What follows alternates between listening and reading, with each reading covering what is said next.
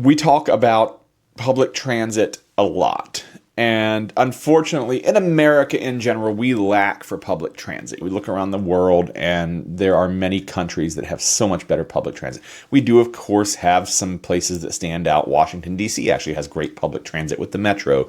There is the subway, I can't think of the name, in New York City. Chicago is not bad with the L and their bus system. And there are some others out there that stand out. But here in the greater Lafayette area, we have City Bus.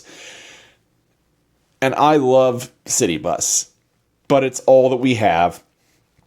And it's the metropolitan bus service that serves all of our area, largely centered in Lafayette and West Lafayette, but going out into the county a little bit. But traditionally, for the last 25 years, they have also served the campus transportation needs of Purdue University, and that was just part of the larger system. And those routes just showed up with the rest of the city bus routes if you went to their website or app or whatever and planning your trips. And so there were these loops that ran around campus that went by the names like the Gold Loop and the Silver Loop and all these various things.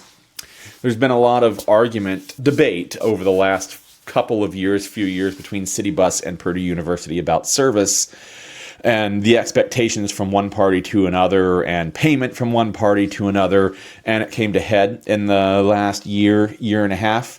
And it was just announced that the trustees of Purdue University have approved a 3-year contract with an outside contractor called SP Plus for free expanded transit services on the Purdue University campus. So City Bus will no longer be the transportation provider on campus. Now, there are some things that we don't know about this. They're still working out the details. The City Bus will still, at some point, run through the campus, and that some of the routes will go through it because those are public streets and they're places of public interest that people want to go. But they won't be running those loop routes and those shuttle routes from parking lots on the north and south end of campus into the core of campus. The company that they have picked to do this is a company called SP Plus. And they're owned by a company called Metropolis.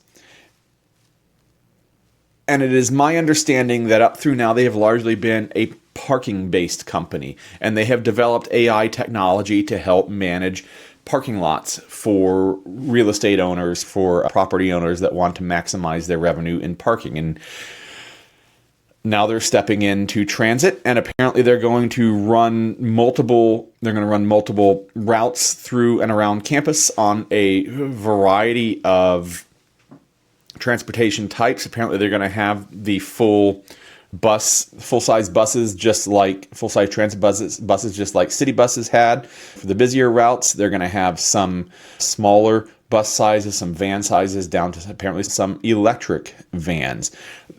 The City Bus contract ends at the end of July. However, campus loop routes always go on hiatus at the end of a school year. So at the end of May is basically when City Bus will stop running campus routes, and then this new SP Plus contract will take over. I have a feeling that we'll see some dry testing sometime in July. I'm spitballing here, with launch of the service with the new school year at the beginning of August in this year in 2025. They've got a map here. It's not a great image, but we'll take a look at it anyway. This is from Purdue University. Here it is. Like I said, it's not the greatest, and if I zoom in, it gets a little blurry, but the base routes are green. Here's State Street down the middle of this map right here.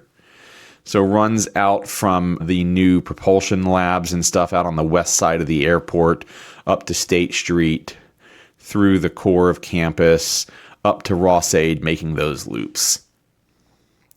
The gold section are the existing city bus routes. So you can see there's the loops and some other things that stick out. And then the black lines are potential expanded routes. So we'll see that they have some going out to the baseball, softball Grand Prix racetrack area up here to the northwest of campus, going out to the old State Farm building up here it's not on the north of campus, it's in West Lafayette. It's across the street from Walmart over here. No idea. I'm guessing it will be point to point for some of these. If you get on here at Ross-Ade, it's going to go out here to the State Farm building. There probably won't be stops in between. I don't know that. I'm just guessing, but that's kind of major news. I believe Purdue's contract with City Bus was $4 or $5 million. That number is not in front of me right now. But what it sounds like to me and what I've been able to glean is Purdue University wanted more control to be able to tell City Bus what the routes were going to be, and they wanted to be able to turn routes on and off to serve demand. And I would say like somewhat at a whim, but that's taking it too far. But City Bus, having federal grants and being a public transit entity and not a private company, has rules in those grants that they have and in all the rules they have to follow, all the federal rules they have to follow that don't allow them to devolve that control from themselves to another entity. Whether that other entity is another government entity or pseudo-government entity as Purdue is, they just couldn't do that. It just wasn't in their circle of influence to be able to do that. So it was unfortunate that this fell apart over. It is understandable. Hopefully in the long term, this improves public transit here in the area, that City Bus can focus more on development in the community and Purdue can focus more on the development of Purdue and meet in the middle, and everybody wins for this. We'll really see how this goes towards the end of summer and the beginning of next fall. Hit the like and subscribe button.